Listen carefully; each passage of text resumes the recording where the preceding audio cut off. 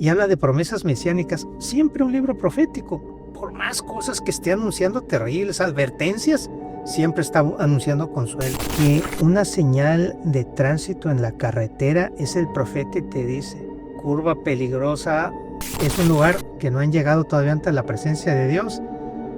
Murieron en gracia de Dios, pero están purificados de manera.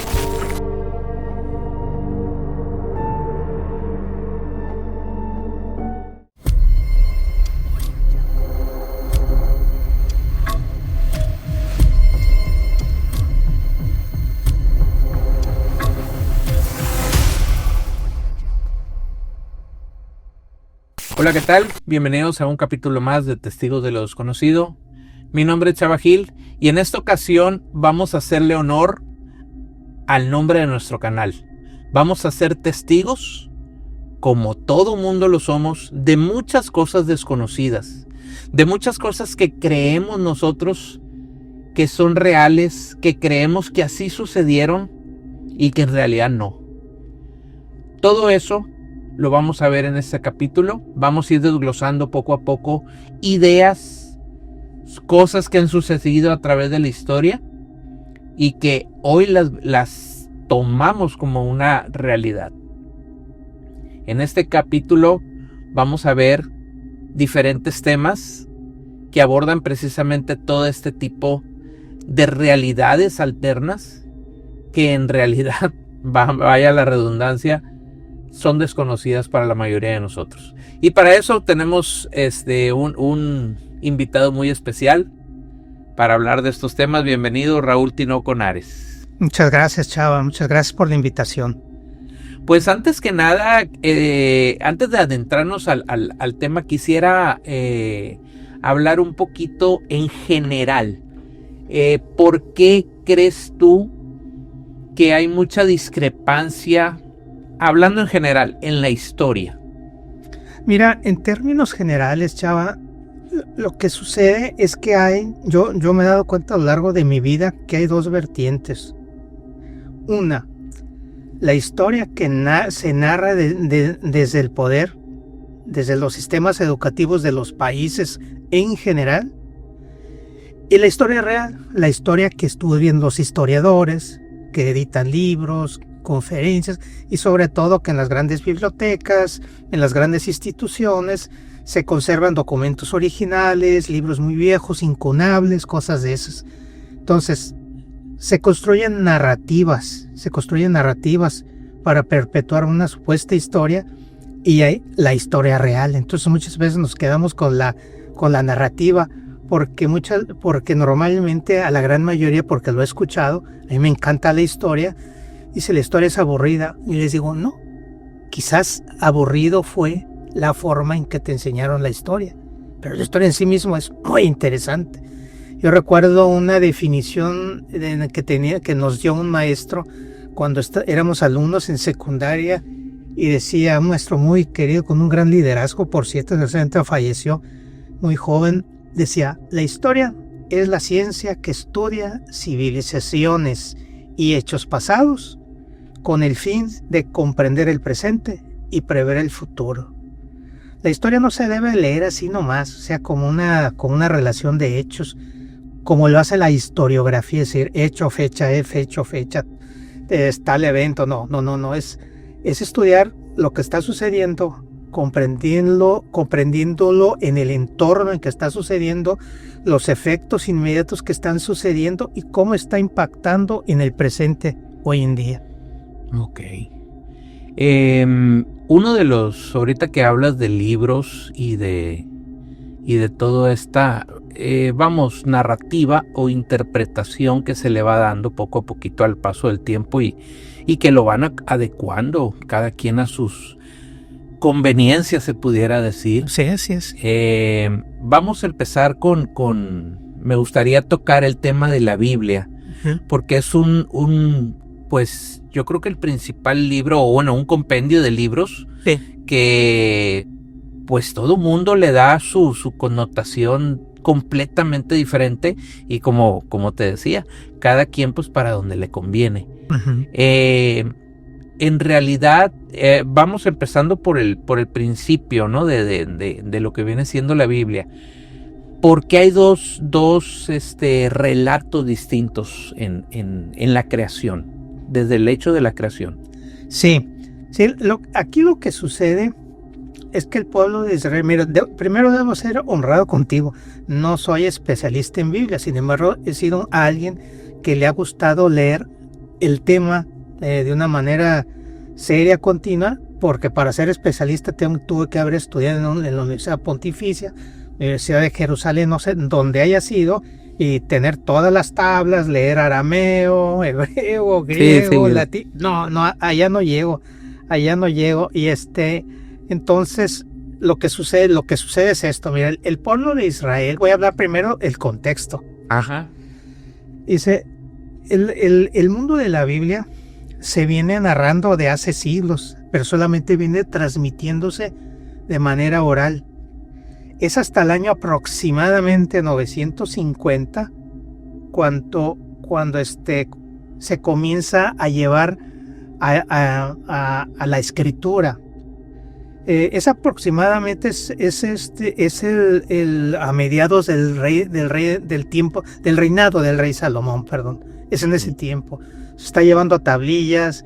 Si vienen tablillas, después está siendo llevado a los papiros, a los rollos, se comienza a escribir, pero para esto ya viene toda una gran tradición de escritura. ¿Qué sucede? La pregunta es ¿por qué dos relatos?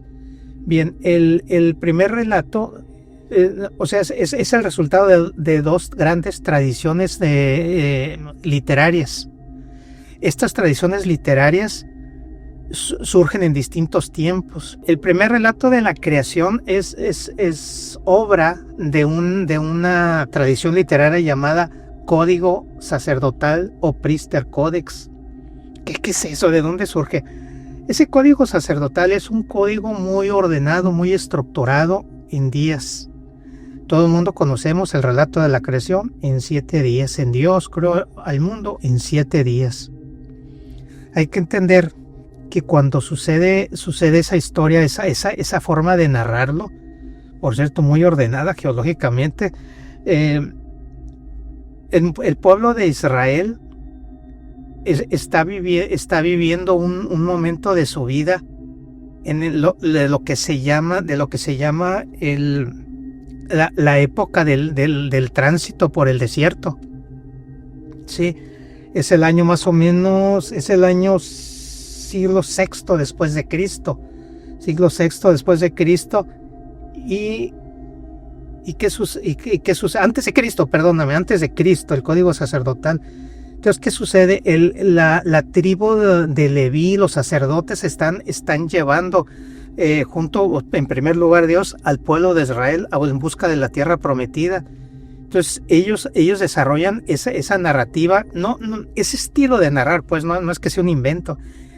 Entonces se desarrolla una pedagogía para un estilo de pueblo. Nomás imagínate, no recuerdo qué mundo de gente era caminando por el desierto.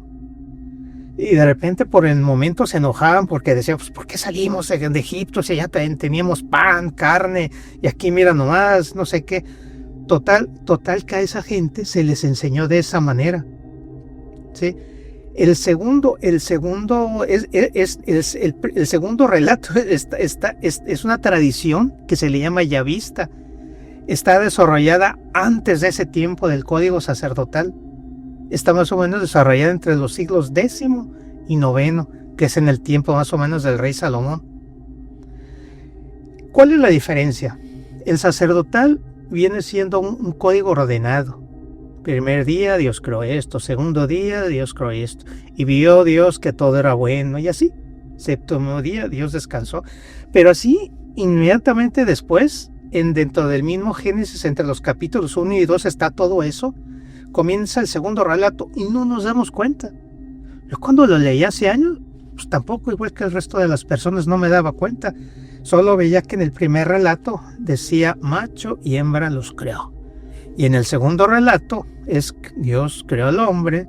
Después narra cuando le infunde un gran sueño, toma una costilla de él, y de ahí le hace a su compañera, que por cierto el simbolismo de la costilla significa que es de su misma dignidad. No sé de dónde inventaron después los pueblos de que la mujer era menos, no sé, nada de eso. Somos igualitos en dignidad. La Biblia está plagada de todos esos hechos. Y muchos dirán, oh, la Biblia es machista. Léala, por favor, léala bien, léala muy bien, para que vea la dignidad que se le da a la mujer, bien tremenda. Y hay momentos en que sí hay machismo, sí lo hay.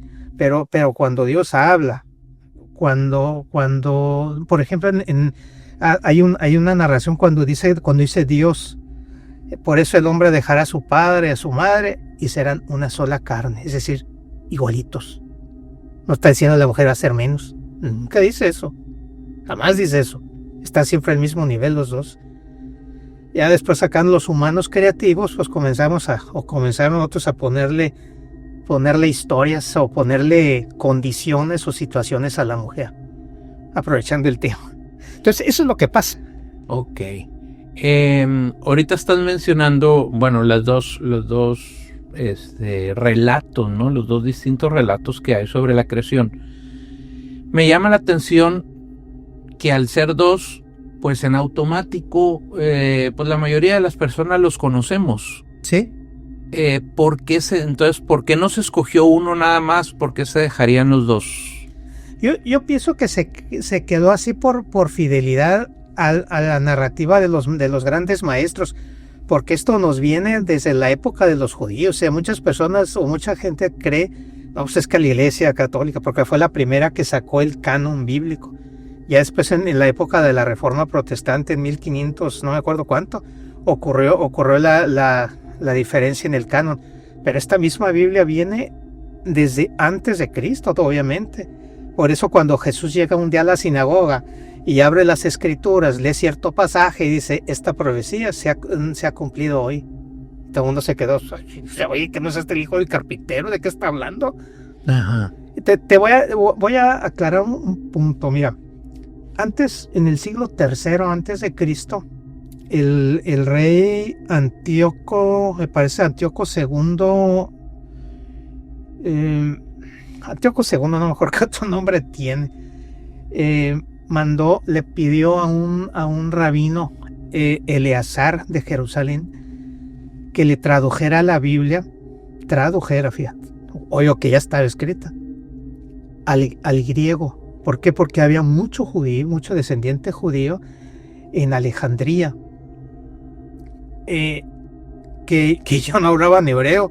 Entonces eran los llamados judíos helenistas influidos y que hablaban griego, el llamado griego koiné de entonces. Entonces pidió así, cuenta la leyenda, que el hombre solicitó a 6 sabios de cada tribu de Israel. Habrás de saber o de recordar que Israel está formada por 12 grandes tribus. Eso pues lo pueden leer tanto en Génesis y en Éxodo. Y esas 12 grandes tribus eran 6 sabios por cada una, 6 por 10, 60, más 2 más, 72. Entonces fueron 72 sabios que se fueron en el siglo III a Alejandría y en 70 días la tradujeron. O sea, ya estaba escrita, la pasaron del hebreo, no me acuerdo si del hebreo del arameo, porque el arameo era el que se hablaba en tiempos de Jesús, el hebreo ya no se hablaba. Bueno, la tradujeron al griego koiné. Pero fue nada más el Pentateuco. ¿Qué es el Pentateuco? Penta 5. Son Génesis, Éxodo, Levítico, Números y Deuteronomio. Pero no terminó allí. Con el paso de los siglos hasta llegar al siglo I, se terminó de traducir todo el Antiguo Testamento. Y noticia. Resulta que en la Septuaginta, así se llama esa traducción, la Biblia de los 70, Septuaginta, están los libros deuterocanónicos. ¿Qué son los libros deuterocanónicos? Pues mira, está por ejemplo el libro de los Macabeos, el libro de la sabiduría de Salomón, está el libro de Esther, tiene 2 partes, el Esther hebreo original y una parte deuterocanónica. No me atrevo a decir otros 2, no, me parece que es Jeremías no recuerdo. Entonces está una carta de Jeremías agregada ahí, no no lo puse en este apunte así. Entonces hay varios, todos los llamados deuterocanónicos, ahí está. ¿Ok? Pasa el tiempo y ahí vienen los deuterocanónicos en esa misma Biblia. No los tomaban de esa manera, así como de deuterocanónicos, simplemente ahí está, era parte de la lectura. Ok, pasan siglos y siglos y siglos y llegamos a 1569, cuando un monje, lo que dio pie después a la famosa Biblia que hoy existe, Reina Valera, una traducción de entonces, no es porque haya existido una Reina Valera que la tradujo, ¿no? Lo que pasa que hubo dos monjes. Uno en 1569 concluyó una traducción. Este señor se llamaba Casiodoro de Reina, y él publicó la llamada Biblia del Oso. Era un monje jerónimo de la orden de los jerónimos.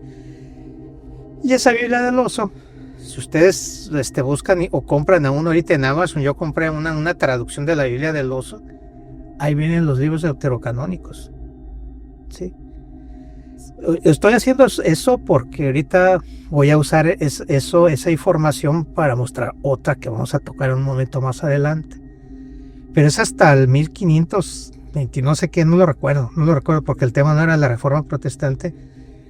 Martín Lutero, monje de la Iglesia Católica, se separa de la Iglesia Católica porque hay situaciones que no le gustan, que a lo mejor tenía razón, no estaban bien.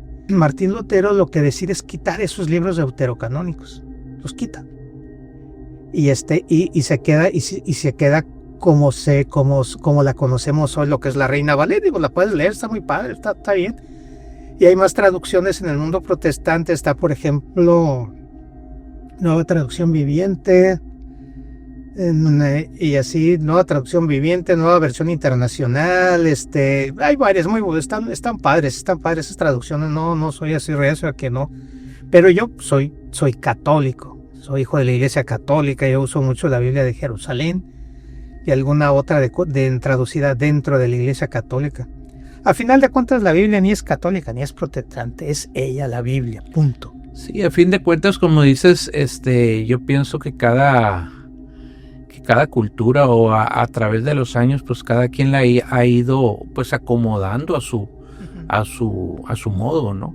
Porque es lo que te iba a preguntar ahorita, me surgía esa duda, ¿no habrá cambios, no habrá traducciones erróneas dentro de todo? Pues, ha pasado cuánto tiempo, ¿no? El famoso telefonito descompuesto, ¿no? Que van cambiando y van cambiando. De hecho, pues han ido dejando, como dices, libros fuera y han puesto, otros han seguido, ¿no? Entonces, ¿cuál sería la realidad de todo? Pues qué difícil yo responderte eso, pero porque eso corresponde a otro nivel de sabiduría. Pero mira, lo que te puedo responder así con toda seguridad, y por favor, si alguien ve que cometió un error, corríjame, o sea, no soy experto. ¿Qué sucede?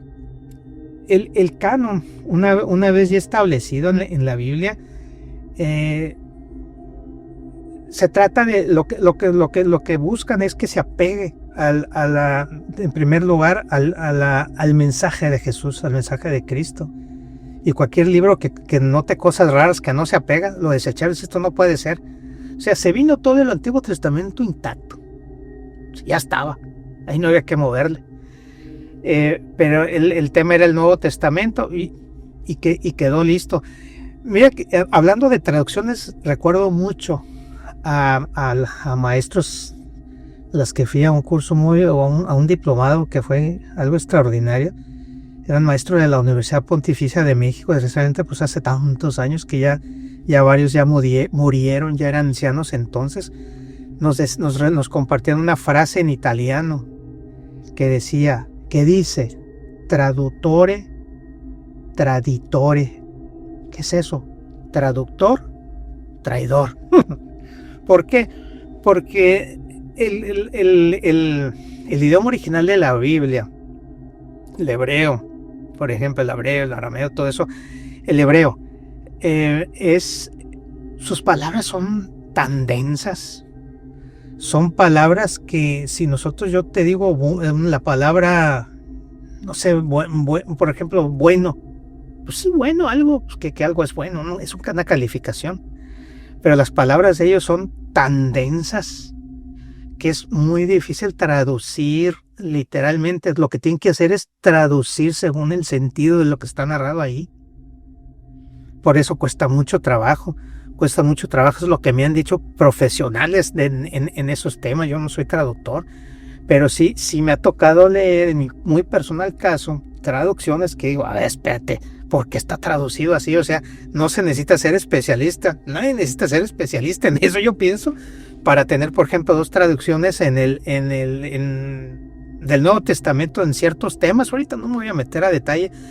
Aquí está narrado así y acá de otra manera. Es, por ejemplo, esa parte donde Jesús le dice, narra, pues no narra, está exponiendo la conducta de la gente.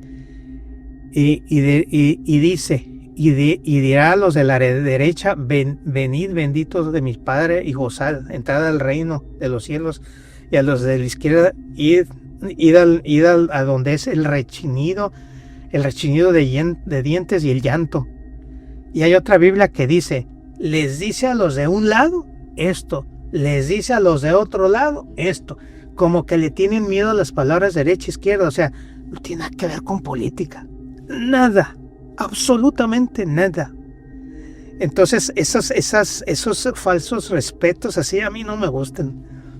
Un día a lo mejor me preparo con esos temas y pido ayuda profesional a alguien que los maneja mejor que yo. Pero sí los he visto, y uno es en una Biblia católica. Me parece que es la Biblia de la Iglesia en América, la que dice los de un lado, los de otro lado. La Biblia de la Iglesia en América, me parece que esa es. Pero ni siquiera debe decir, me parece, debo decir con toda contundencia las cosas. Y no, a los de ¿por qué? Porque así es, o sea, no sé por qué derecha y izquierda, pero la derecha se relacionó con estar cerca de Dios y la izquierda afuera. Okay. Que no tiene nada que ver con política, lo claro, para que no estén pensando, oye, ese derechista nazi. No. Nada de eso. Estamos hablando de Biblia. Estamos hablando de las traducciones. De las traducciones, exactamente. Sí. Yo me imagino que también tienen que haberlas traducido en su momento precisamente por adecuaciones que se fueron dando en ese momento, lo que estaba de moda. Vamos a poner el ejemplo de las parábolas, ¿no? Las parábolas, pues, se hablaba de acuerdo a lo que estaban viviendo en ese entonces, ¿no? Obviamente ahorita si lo traducimos a la actualidad, pues lógicamente pues, resultan muchas veces raras o incoherentes o faltas de información, o inclusive de ahí se agarra mucha gente para empezar a decir, no, es que en la Biblia dice esto, y pues en realidad es mera interpretación, ¿verdad? Uh-huh. Sí, lo que sucede es esto. Todos los documentos bíblicos, todos los libros de la Biblia tienen su datación, fueron hechos o desarrollados en un momento específico, por alguien en lo específico. Fue en un contexto histórico que estaban viviendo. En ese momento fue algo que los motivó por algo que estaban viviendo. Un ejemplo muy típico de eso es por ejemplo, ahorita que veamos a Isaías, que estaban viviendo en cada momento. Entonces hay un motivo y el escritor bíblico, el biblista, tiene un propósito entonces a partir de ese motivo. Y está dirigido, tiene sus destinatarios. A veces es uno en lo personal y a veces es un grupo. O a veces simplemente está enseñando. Es catequesis, por así decirlo. Es enseñanza, es sabiduría. Entonces, ¿qué espero yo de esto? Bueno, si hubo alguien que escribió con un objetivo específico, ¿por qué voy a darle una interpretación yo? Pues ese tipo quería escribir algo.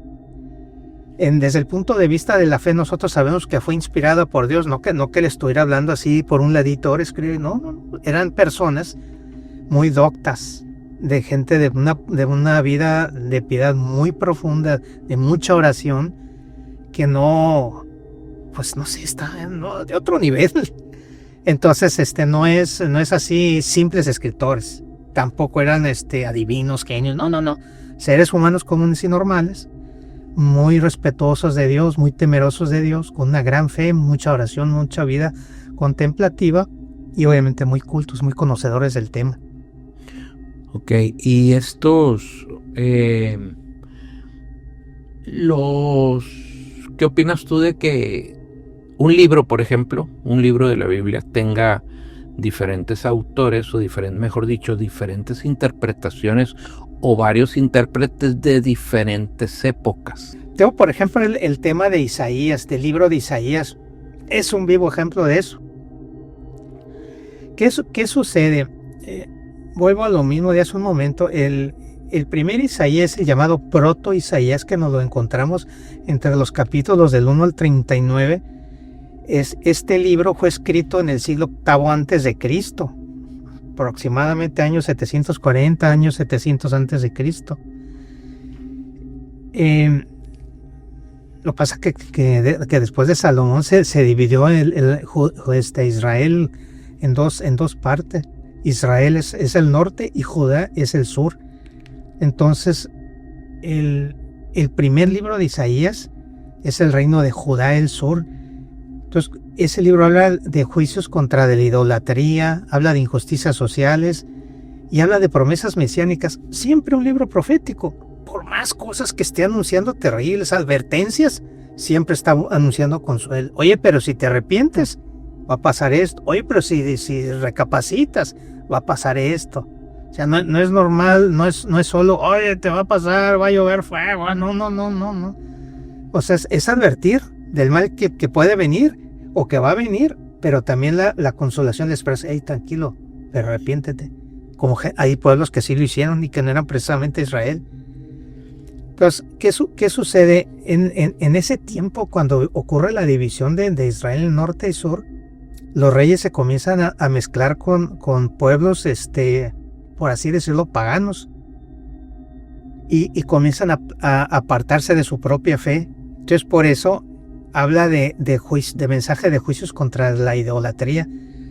Atrévase a leerlo, 39 capítulos, parecen muchos, pero así está. Entonces, el segundo libro, ese se desarrolla, ese va del 40 al 55, está entre los años 550 y 539 antes de Cristo. Del octavo nos vamos a pasar al sexto, y aquí viene la pregunta. A ver, espérame, ¿cómo que el mismo libro? No, pues sí, ahí va. Hay un primer Isaías. Estos personajes llegan a desarrollar algo así como escuelas, como una forma de pensamiento, de estudio, de leer, de vivir. Y así como ahorita, por ejemplo, pues ¿qué universidad? La Universidad La Sorbona de París, que tiene siglos. Pues imagínate todo el bagaje histórico que hay en desarrollo de temas, aunque sean de muchos siglos. Aquí es la misma. Se desarrollan estilos de escuelas de enseñanza, pero también hay un detalle muy interesante en el mundo bíblico. Así era el pensamiento entonces. Hoy no lo veremos quizás muy bien. Un escritor de este tiempo, o sea, no me refiero al siglo XXI, de un tiempo presente, va a desarrollar con la misma mentalidad de su maestro, pero la autoría se la va a dar a su maestro, porque la está haciendo con la mentalidad de su maestro. Entonces, ese libro es acogido con especial respeto. Entonces, cuando lo están viendo, pues no ven en él contradicciones, sigue una misma línea.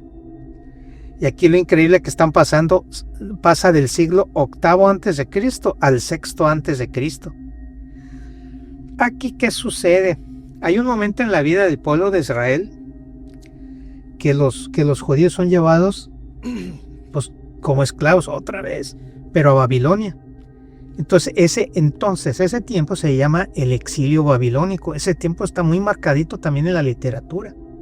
Entonces aquí es cuando ese libro del segundo, el Deutero Isaías, habla de consolación hacia los exiliados, habla de la soberanía de Yahvé que viene de nuevo, y por eso surge el famoso Ciro del rey de Persia, que ordena el regreso hacia la tierra, hacia Israel, hacia su propia tierra. Y ahora viene el tercer Isaías llamado Tripto Isaías, ese sí lo pusieron. Ese es de los capítulos 56 al 66, ya la parte final, que es del año 538 al 470 antes de Cristo. Y este está muy cerca del segundo. Si te fijas, el anterior es del 550 al 539 y el tercero del 538 al 470. Está pegado, es en el siglo V antes de Cristo. Dice en Jerusalén, dice es posterior al exilio. Sí, pues es posterior al exilio. Ya regresaron a Israel. Y es otro el mensaje, es recuperar recuperar la liturgia, recuperar todas las buenas costumbres, recuperar la tradición. Ya regresamos a darle gracias a Dios. Aunque los que regresaron no fueron los que se fueron, pasaron siglos. Sí, claro. Y es por eso, entonces continúa. Aquí se ve más cerquita la tradición o la cercanía entre los autores, entre el segundo Isaías y el tercer Isaías. Y al ser primero, segundo, tercero o inclusive más escritores, a pesar de que mantengan la misma línea, que mantengan inclusive el mismo nombre, ¿sí consideras que sí se mantiene el intacto el mensaje? Es que es lo que te digo acá, el mensaje permanece según el momento que están viviendo, pero el estilo de mensaje es igual. Okay. El estilo de, ¿cómo expresarlo? La mentalidad de hablar, el hablar, adecuarlo, ¿no? Sí, el hablar de la esperanza, la confianza en Dios, el hablar, o sea, la teología viene por trae un mismo hilo. Sin embargo, las circunstancias van cambiando. A uno les habla sobre la idolatría, el primero, oye, te estás metiendo a hacer cosas que no debes. En el segundo, el exilio, oye, no te preocupes, ten esperanza, no pierdas ni el deseo ni la esperanza de regresar, porque quien pierda el deseo, pues ya perdió la esperanza o a la vez también. Y en el tercero, ya están en Israel, oye, pues hay que recuperar todo. Y ese es cuando viene la reconstrucción del templo que fue destruido y así. El gran templo, el centro de la oración de la fe judía, que por cierto fue destruido una vez más en el año 70, ya en tiempos de Cristo, y no ha vuelto a ser reconstruido. Desde el año 70 está destruido. Sí. Ok. ¿Consideras tú que no pudiera o sí pudiera ser peligroso el aceptar de facto el hecho de que lo que dice ahí, estamos hablando de muchas interpretaciones, no entra en no peligroso, sino que no entra en un dilema el hecho de que el mensaje llegue realmente como debe llegar? Bueno, es que hay dos situaciones. Una, en su momento cuando fueron desarrollados, pues solamente estaba ese pueblo recibiendo ese mensaje y lo estaban viviendo. Y seguramente en el segundo Isaías estaban recordando el anterior y el presente. Entonces ellos le encontraban mucha relación entre una y otra. Pero ahorita, siendo la hora que es, porque estos programas se ven a todas horas, lo pueden ver para no decir la hora, de este día del año 2026, ya lo vemos todo en su contexto. Ya lo vemos todo el mensaje a lo largo de todos los capítulos. Este libro de Isaías es algo muy, muy especial porque habla mucho, es el más claro, que habla sobre profecías en torno a Jesús. Si las personas que nos están escuchando se dieran a la tarea de decir, no le creo a ese tipo que está diciendo, no creo nada, léanlo, solo léanlo, y van a ver cómo hay cosas, cómo en los evangelios, cómo está narrando lo que este hombre decía. En el tema del profetismo, estas personas, Dios les revela lo que viene. O sea, las cosas no suceden porque los otros lo dijeron, sino lo dijeron porque venían. Hace cuenta, es algo parecido, así nos ponían un ejemplo en aquellos tiempos cuando estudiamos muchos estos temas. Decía, hace cuenta que una señal de tránsito en la carretera es el profeta y te dice, curva peligrosa a 200 metros. Pues, pasan los 200 metros y está la curva peligrosa. Oye, es que la señal produjo la curva peligrosa. No, la señal está ahí porque hay una curva peligrosa. Igual el profeta habló porque estaba la curva porque venía la curva peligrosa. Eso es el punto. Entonces, por eso este libro de Isaías es especialmente tan interesante que nos habla mucho de Jesús, pero a veces está calcadito todo. Increíble. Y eso lo viene leyendo el pueblo de Israel, el que es fiel, porque no todos, porque sean judíos, viven su fe, igual que en este mundo nuestro, aparentemente de cultura cristiana, sin importar si es católico o no católico, no todo el mundo es apegado. Entonces, el libro de Isaías, ahí está. Punto. Ahí está escrito. ¿Hasta qué punto hablan los profetas del futuro? ¿Hablan del futuro? O sea, o dirigen, como ahorita decías, ahí está la curva. ¿Nos están dirigiendo o realmente están hablando de algo que puede pasar? Están hablando de algo que puede pasar y sí están dirigiendo en este sentido. Es como narraba hace un momento. El profeta Isaías advertía, pero sin embargo también predicaba sobre el arrepentimiento, hablaba sobre el arrepentimiento, que si te arrepientes podemos evitar eso. Por eso decía, oye, estás cayendo en la idolatría, si sigues así va a pasar esto, va a pasar lo otro, arrepiéntete. Entonces hubo pueblos, hubo gente que sí se arrepintió y a esos les cambió el futuro. Sí, en cierta forma sí influye, pero a lo que va a venir, va a venir. Y ya las interpretaciones, pues bueno, ya quedan sí, a libre como la gente lo quiera, sí, como lo quiera ver, ¿no? Acuérdate que en los años que hemos orado en esta vida nos damos cuenta cómo los humanos somos cabeza dura a veces. Por más que nos digan, no, por allí no, ahí vamos. Sí, de hecho, pues sí, así nos gusta hacer, ¿verdad? Sí, nadie experimenta en cabeza ajena, es correcto. Oye, cambiándole un poquito, bueno, siguiendo con la Biblia, pero cambiándole un poquito de profecías, ¿por qué no habla la Biblia directamente o claramente sobre la muerte como tal? Mira, yo también llegué a hacer esa pregunta a los maestros en algún momento dado, y la respuesta es esta. Aunque sí habla de lo que ha de venir después, perdón, está más enfocada la Biblia en general a decir quién es Dios y qué quiere Dios en nosotros y para qué lo quiere. O sea, está más enfocada en cómo debemos vivir esta vida para ir a la siguiente. ¿Por qué no hablar de la siguiente? Porque recuerdo unas palabras del apóstol Pablo, no me acuerdo en qué parte están, cuando dice, ni mente imaginó, ni ojo vio, ni oído escuchó lo que Dios tiene preparado para los que le aman. Y dice que con nuestros ojos, con nuestra naturaleza humana, no podemos ver esa eternidad, esa maravilla de la vida eterna. ¿Por qué?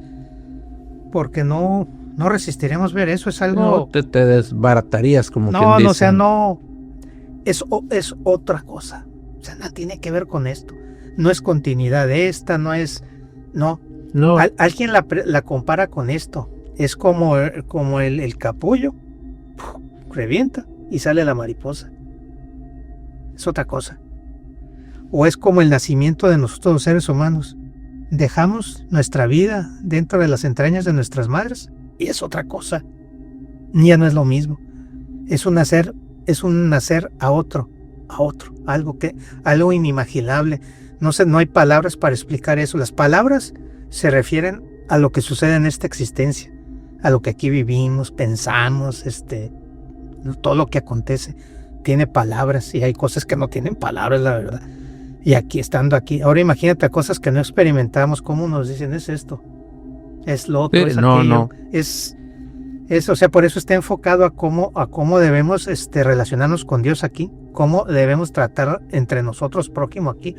Por eso en el Decálogo, en el libro del Éxodo, ahí está, los 3 primeros mandamientos se refieren a Dios y los restantes 7 al prójimo. Quien cumple los 3 primeros ya cumplió los otros 7, porque quien ama a Dios no va a hacer ninguna de las barbaridades que no debe hacer según los siguientes 7 mandamientos. Y eso es todo. Eso es todo. Sí, a fin de cuentas, pues es una preparación, ¿no? Sí. Para lo que sigue. Es un proceso es un ir caminando. Por eso también Jesús, en un momento dado, nuestro Señor Jesucristo dice: yo soy el camino, la verdad y la vida. ¿Qué es la verdad, maestro? Yo soy el camino, la verdad y la vida. Quien me ve a mí, ve al Padre. Nadie ve al Padre si no es por mí. Entonces, por eso en el mundo cristiano nos conviene ser, como se dice esa expresión, cristocéntricos. O sea, es meditar en la persona de Cristo, cómo actúa Cristo, qué pide Cristo, que leemos, y está en el Evangelio, caray, ahí está en el Evangelio. Es cuestión de ponernos a leerlo tranquilamente. La Biblia, yo siempre he pensado, bueno, no siempre, hace años que llegué a la conclusión que la Biblia no se debe de leer, se debe disfrutar, paladear. Si a alguien le gusta un café, no sé, el café más delicioso, un café negro o con cremita y azúcar, como le guste, así sabore la Biblia, léala. Hagan su plan. Hay planes de lectura ya desarrollados, ya bien hechicitos, cuando anden inventando cosas, o como un buen vino, o no sé, una rica cerveza, pero probado poquito, disfrútenla. O sea, tienen que disfrutar, tienen que ponerse en ambiente de oración, como se dice, encomendarse, serenarse, tranquilizarse, e ir sobre un mensaje específico, ir leyendo el Evangelio poco a poco. Hay una primera recomendación que me dieron a mí hace años. Dice: te recomiendo que leas el Evangelio de San Lucas y enseguida los Hechos de los Apóstoles. En realidad es una sola obra, en 2 partes. Es el mismo autor, el evangelista Lucas, que también era doctor, era un tipo muy culto. Este tipo fue convertido por el apóstol San Pablo y convivió mucho con la Virgen María. Por eso el Evangelio de Lucas habla de la infancia.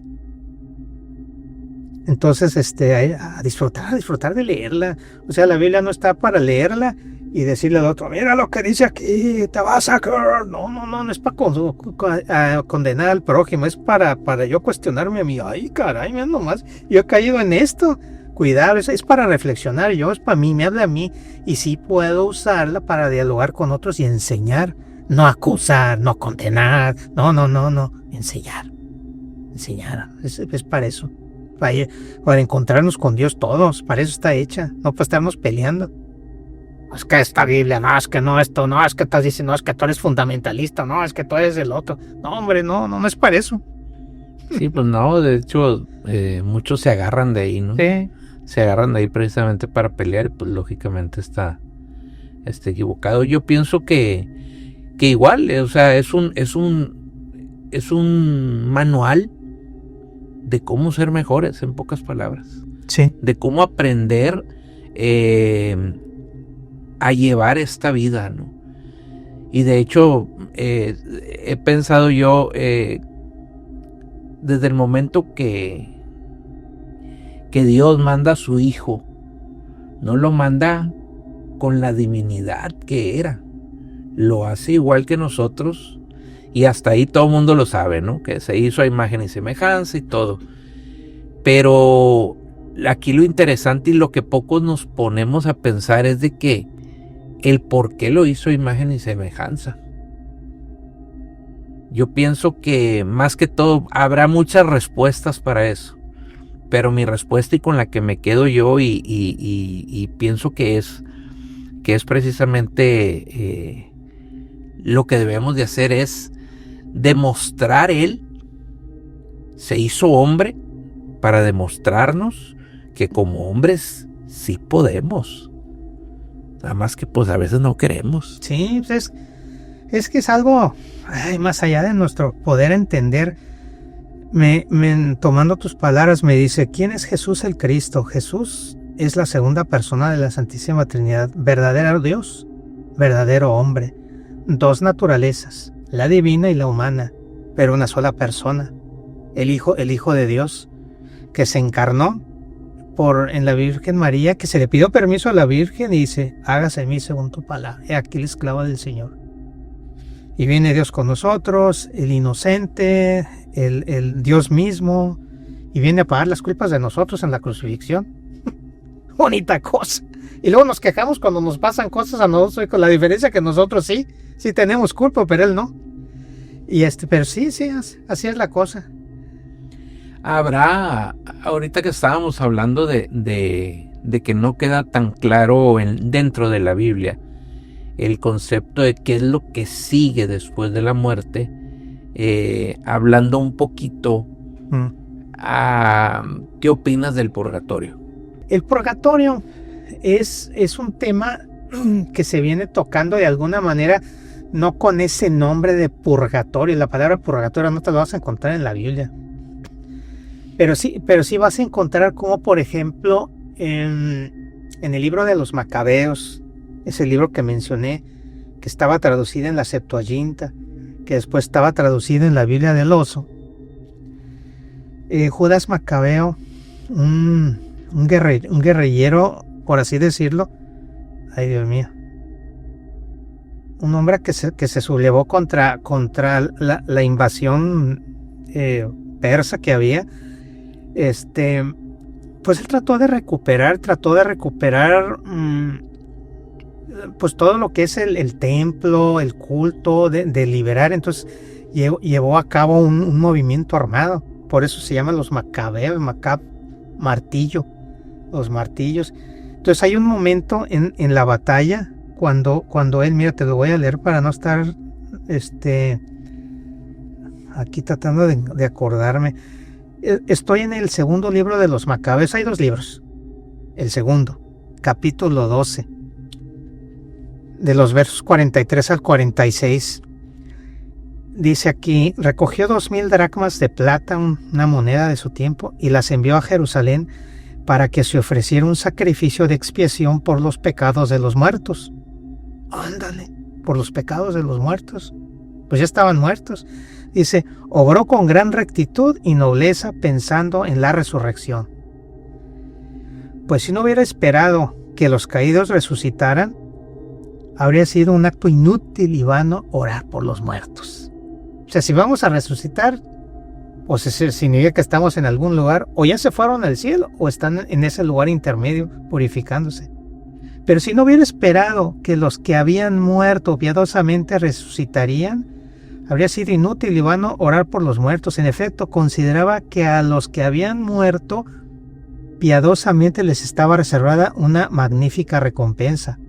Por eso hizo ofrecer ese sacrificio expiatorio por los muertos, para que se vieran libres de sus pecados. Bueno, eso hicieron antes de Cristo, Hay que leer el libro de los Macabeos. Y me van a decir: no, es que es deuterocanónico. Bueno, pues díganle a los que tradujeron la Biblia de los 70 que es deuterocanónico. Díganle y regresen en el tiempo y digan al monje Casiodoro Reina que por qué metió esos libros en la Biblia del Oso. Ok. Pues yo no sé, pues ¿qué vamos a hacer? La separación de dichos libros fue hasta la Reforma Protestante. Antes estaban todos juntitos. Todos leíamos lo mismo, o leían nuestros ancestros lo mismo, y creían en lo mismo. Entonces, ¿qué pasa con el ay Dios mío, con el purgatorio? De alguna manera ya existía ese culto en el sufragio por los muertos. Pero viene después el concepto, ¿verdad? El concepto como tal se define. Curiosamente le atribuyen a San Gregorio Magno, un papa. Dice: no, es el que lo inventó. No lo inventó, simplemente en lo que estaba sucediendo le puso nombre. Bueno, es un lugar que no han llegado todavía ante la presencia de Dios. Murieron en gracia de Dios, pero están purificados de manera imperfecta, y ese lugar, pues vamos identificando con el nombre purgatorio, porque se están purgando sus almas ahí. Pero en la Biblia no vas a encontrar el nombre purgatorio. A fin de cuentas, pues te estás preparando para trascender más arriba, ¿no? Sí, ahora no es una segunda oportunidad. La decisión Las decisiones las tomamos en esta vida. Y en ese estado, así morimos. Punto. ¿Qué pasa? Si al final de nuestra vida siempre quisimos ser fieles a Dios, pero en medio de nuestras imperfecciones y todo eso, es que, mijito, usted te tengo que dar una acomodadita, si no estás bien, no puedes sentar no puedes sentar de esa manera ante la presencia de Dios. Es igualito que cuando vamos a ir a una gran fiesta, un gran acontecimiento, lo que sea, pues nos vamos a preparar lo mejor que podamos, vamos a rentar o comprar o a sacar el mejor traje que tenemos nosotros los sonos, a arreglar las barbas, no sé qué. No vamos a llegar así nomás en shorts, en chanclas, no sé, o en mezclilla, no. Vamos a ir bien presentados. Es la misma. Para todos se requiere lo mismo. Y ese es el punto. Iba no hasta a traerte unas cosas que me hubiera gustado traer, narraciones de grandes personajes dentro de la iglesia como San Nicolás de Tolentino, como el Padre Pío, el famoso Pío, Francesco, ay, se me olvidó el apellido, el Padre Pío, San Pío de Pietrelcina, Santa Catalina Emmerich, no, ella es Beata Catalina Emmerich, y bueno, hay más que tuvieron la oportunidad de tener la experiencia de que Jesús le mostró el purgatorio a las personas, pero como quiera, hubo otras cosas más tremendas. Pudieron ver almas que estaban en el purgatorio, y lo único que quieren estos personajes allá adentro es que alguien haga oración por ellos. Lo mejor que podemos hacer es hacer oración por ellos, y ofrecer misa, pero no solo decir, oye, padre, vengo a pagar una misa, aquí está el estipendio por una misa, por mi papá, por mi mamá. Oh, señor jovencito, vaya usted a esa misa que pagó. Viva la misa con toda la devoción y con todo el cariño, con un hambre de buscar a Jesús, que no sea un acto mecánico. Es que hoy es domingo, tengo que ir a misa, así con enfado, qué flojera. No. Vaya con el gran deseo de participar de la Eucaristía, pida por su familia. Si aún están en el purgatorio, cosa que no lo sabemos, necesitan de su oración, hágalo con mucho cariño. Es volcarse con toda la persona, con todo el ser, no nomás un acto mecánico, así repitiendo oraciones, así como tableteo, Santa María, Madre de Dios, Santa María, Madre de Dios, pensando con aquel amor en la Madre, en Jesús, no sé, todo tiene que ser viviéndolo con una intensidad bien fuerte. Así nomás superficialmente no sirve de nada. O sea, repetir el Ave María un montón de veces sin sentirlo, sin reflexionarlo, sin pensarlo, sin sentir ese cariño, ya mejor váyase a ver qué hace. No le está sirviendo de nada. Pues no son las repeticiones, ese es el intenso amor con el que se hace. Ese es el punto.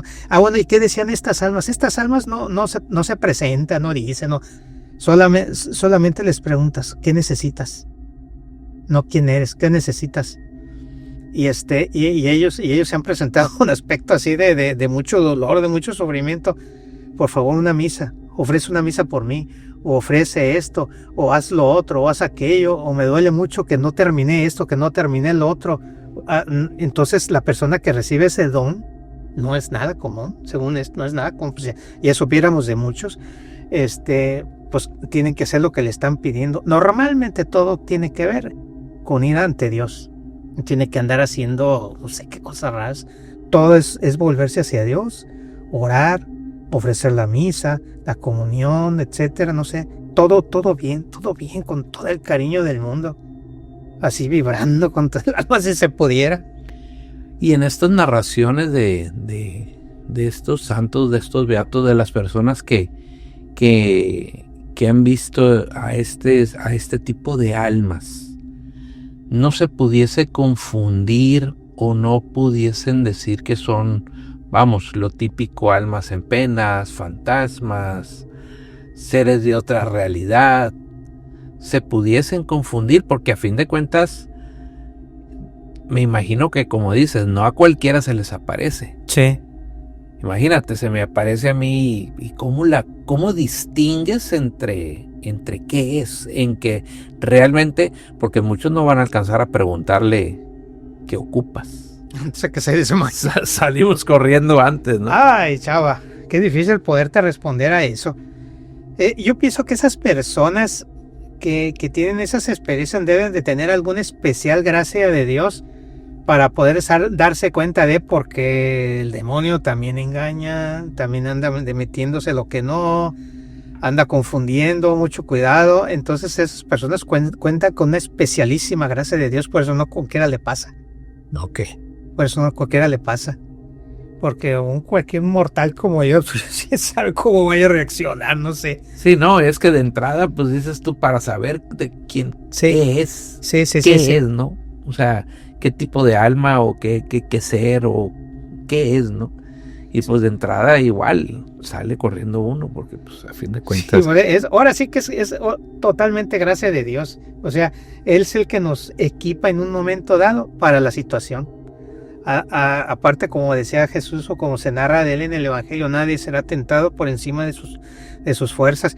En este caso no es que sea una tentación, pero si es un engaño del maligno, pues también me imagino que lo cuida.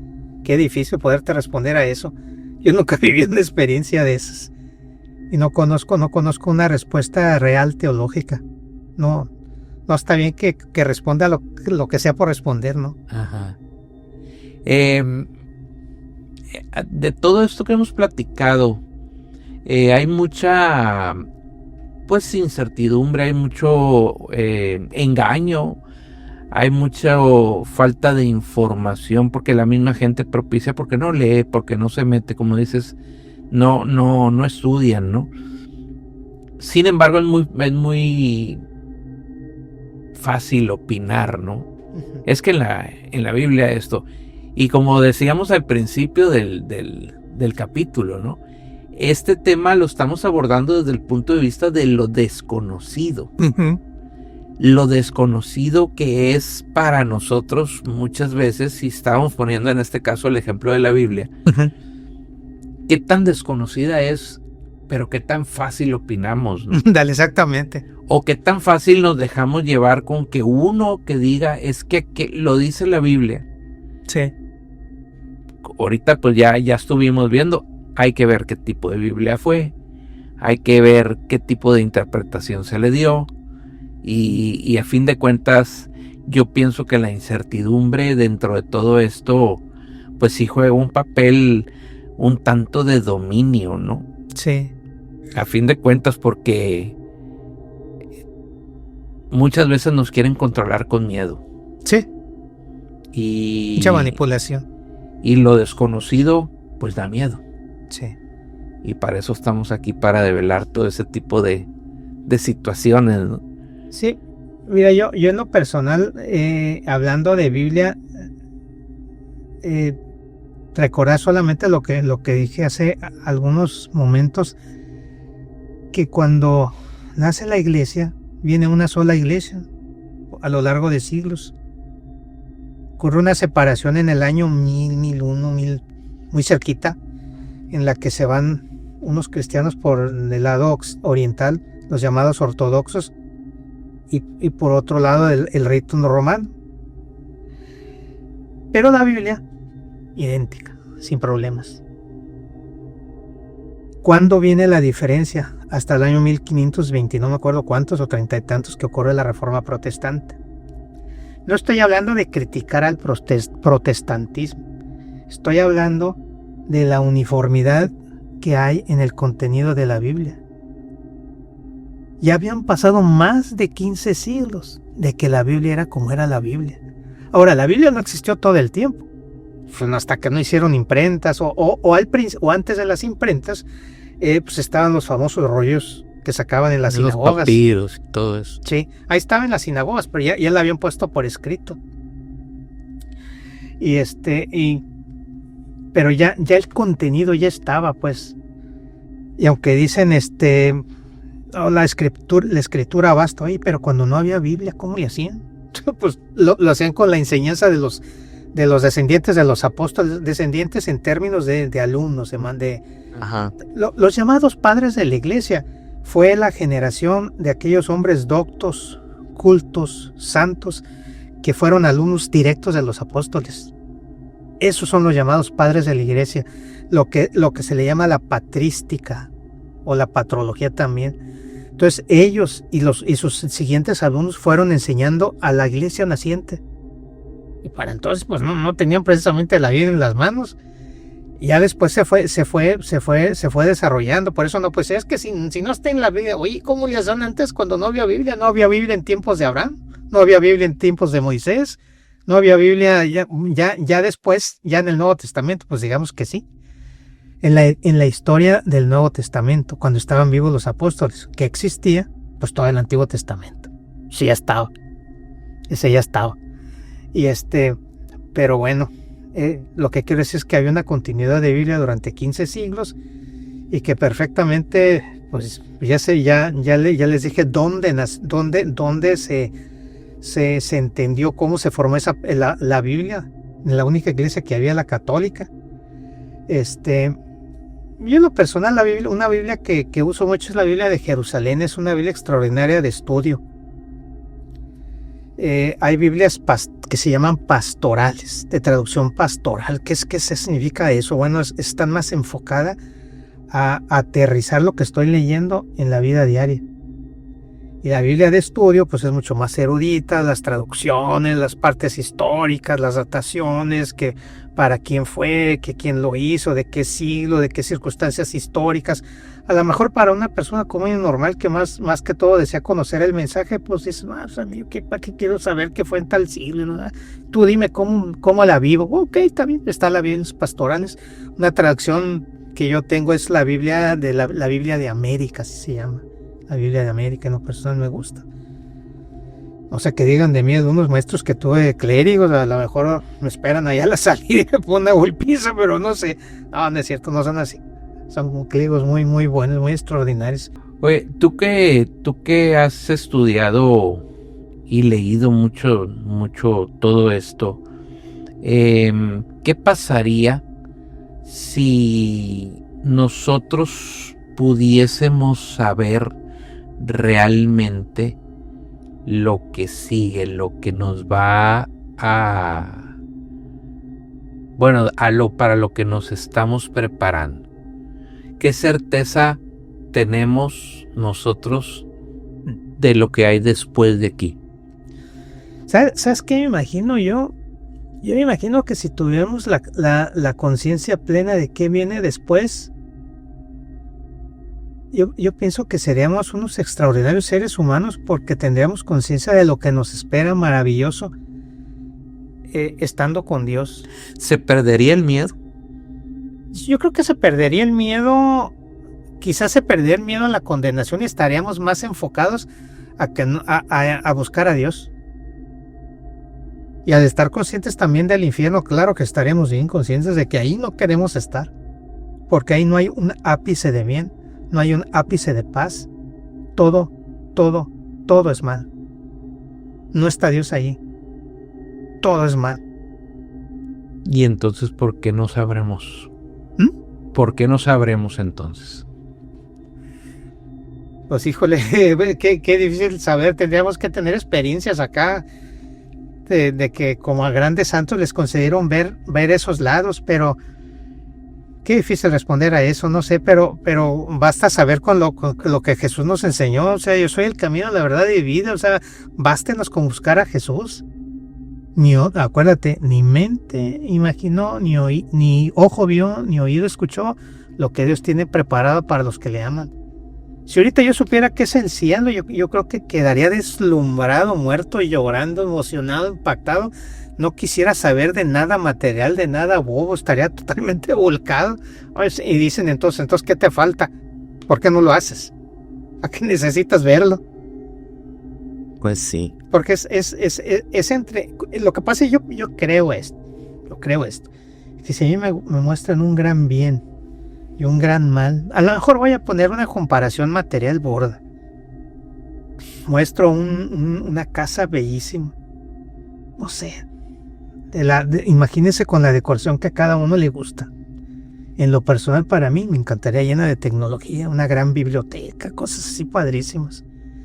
Y por un lado me ponen un basurero pestilente, putrefacción, fetidez, lixiviados, desechos químicos, sabe Dios, carne podrida, excrementos. Pues obviamente que no pensaría en qué miedo ir al basurero, no, yo estaría enfocado inmediatamente en la casa bella. ¿Qué me importa pensar en el basurero? Yo quiero la casa bella. ¿Quién me abre las puertas de esa casa? O sea, yo pensaría así, yo no estaría pensando, no, el basurero no quiero, no, yo sí quiero ir allá. Ajá. Y eso pues lógicamente sería por el hecho de saber. Sí. De saber qué es o ver qué hay en un lado y qué hay en otro, ¿no? Uh-huh. ¿Crees tú que a lo largo de todos estos siglos sí realmente esté toda la verdad plasmada? Bueno, yo confío en que está plasmado lo que tenemos que saber para salvarnos. Así contestaría como católico. El que si lo sabemos todo, pues híjole, quién sabe, no sé. Pero sí tenemos lo suficiente para alcanzar la vida eterna. Eso sí. Porque entonces, oye Dios, pues qué clase de ser eres tú que nos dejaste así abandonados. Tan no es así que nos mandó a su queridísimo hijo. Nos lo mandó y lo encarnó. Así lo diré yo. Más que contestar en términos de, híjole, no sé, de fantasía, de esplendor, de mucho conocimiento, de mucho cúmulo, de mucha información. Pues no tenemos suficientemente lo que necesitamos.